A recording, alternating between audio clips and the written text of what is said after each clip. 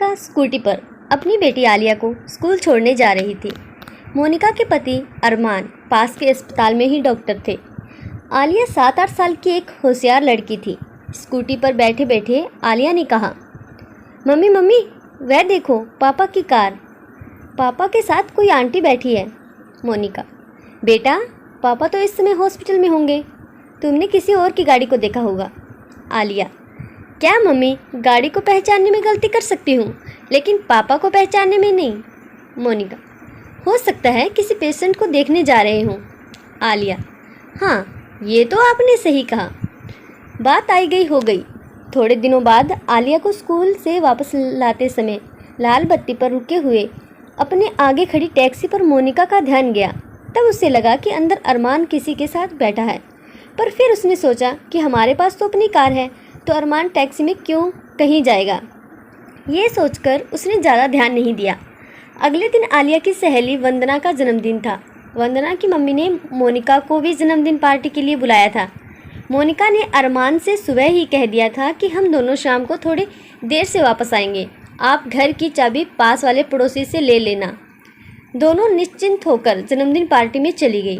दोनों जब वापस घर के लिए वंदना की फ्लैट से नीचे उतरी तो उन्होंने देखा कि अरमान की गाड़ी खड़ी है और उसमें से कोई उतर रहा है। अरमान उसे बाय बाय कर रहा है।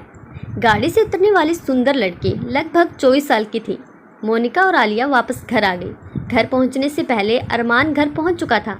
मोनिका ने अरमान से पूछा, आज का दिन कैसा रहा? अरमान, बहुत थकने वाला था, सीधा ओटी से निकलकर घर आ रहा हूँ, खाना लगा दो, खाकर आराम करूँगा। मोनिका, अस्पताल तो आपका आलिया के स्कूल की तरफ है, पर मुझे लगा कि आपकी गाड़ी को मैंने अपोजिट साइड से आने वाली सड़क पर जो सोसाइटी है वहाँ देखी। ऐसा कहते कहते वह अरमान के चेहरे की तरफ ध्यान से देख रही थी। अरमान, अरे तुम वहीं थी क्या? मैं तो अपने अस्पताल की नर्स ज्योति को वहाँ छोड़ने गया था, वह वहाँ किराए पर रहती है। मोनिका को सब कुछ ठीक लगा। उसने कहा, अच्छा। बात वहीं ख़त्म हो गई। थोड़े दिनों बाद आलिया के स्कूल की छुट्टियाँ होने वाली थी। आलिया मोनिका के पीछे पड़ी हुई थी कि इस बार कहीं और घूमने नहीं जाना, बस नानी के घर जम्मू ही जाना है। अरमान ने 2 टिकट एरोप्लेन की बुक करवा दी थी। छुट्टियां होते ही दोनों माँ बेटी सामान पैक करके खुशी खुशी जम्मू के लिए निकल पड़ी। एयरपोर्ट पर जाकर पता लगा कि जम्मू में अचानक भयंकर बारिश के कारण फ़्लाइट रद्द कर दी गई है। अब मोनिका और आलिया के पास घर लौटने के अलावा कोई रास्ता नहीं था। दोनों टैक्सी लेकर वापस घर आ गई।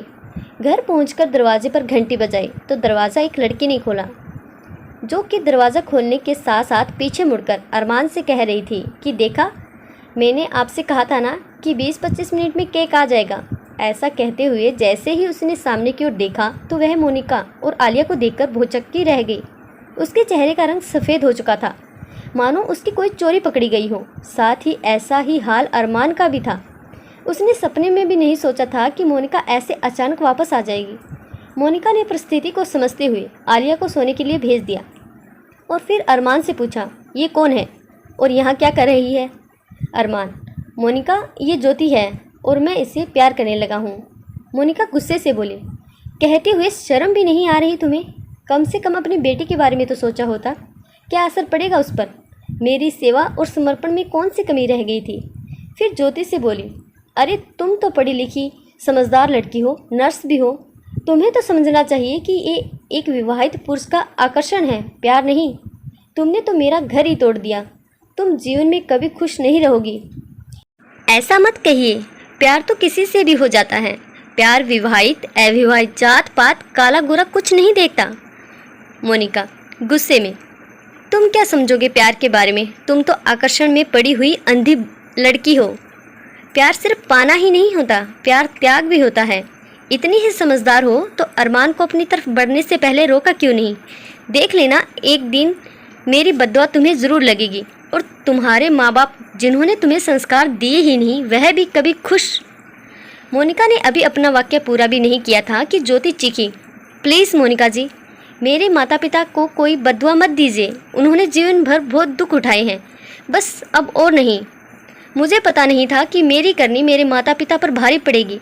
मुझे माफ़ कर दीजिए, मैं यहाँ से चले जाऊँगी। मोनिका चुप हो गई, लेकिन उसे लग रहा था कि अरमान शायद ज्योति को जाने नहीं देगा। सुबह होते ही ज्योति घर से निकलने लगी।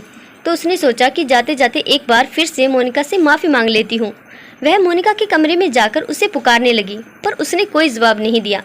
ज्योति ने उसे छुआ, तब उसे संदेह हुआ कि ज़रूर कुछ गड़बड़ है। उसने तुरंत अरमान को बुलाया। मोनिका बेहोश थी। उसे तुरंत अस्पताल ले गए और पता चला कि मोनिका ने कोई जहरीला पदार्थ खा लिया है।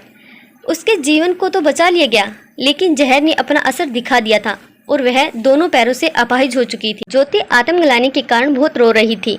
तब उसने फैसला लिया कि अरमान से दूरी बनाते हुए वह उन्हीं के घर में रहकर आलिया को पालेगी और मोनिका की सेवा तब तक करेगी जब तक कि वह पूरी तरह ठीक न हो जाए। ज्योति कई वर्षों तक मोनिका की सेवा करती रही।